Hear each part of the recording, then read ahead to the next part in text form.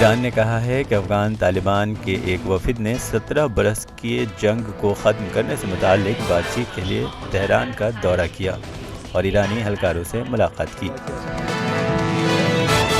ایرانی وزارت خارجہ کے ترجمان بہرام قاسمی نے ملاقات کی تصدیق کی اور کہا کہ افغان وفد نے ایران کے نائب وزیر خارجہ عباس عراقچی سے بات چیت کی، تاہم طالبان کی جانب سے اس پر کوئی رد عمل سامنے نہیں آیا ہے۔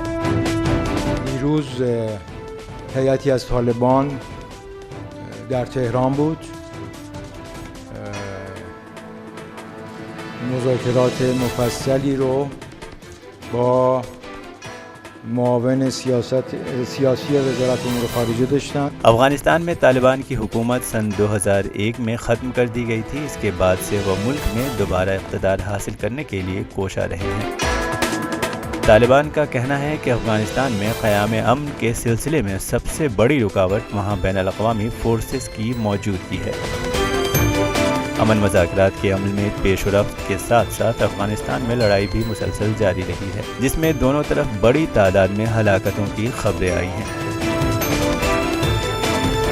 حالیہ برسوں میں داعش کے شدت پسند بھی افغانستان میں سرگرم رہے ہیں اور سرکاری فورسز کے ساتھ ساتھ طالبان عسکریت پسندوں کے ساتھ بھی ان کی لڑائیاں ہوتی رہی ہیں، جن پر افغانستان کے پڑوسی ممالک میں تشویش کا اظہار کیا گیا ہے۔ Bureau report, ETV Bharat.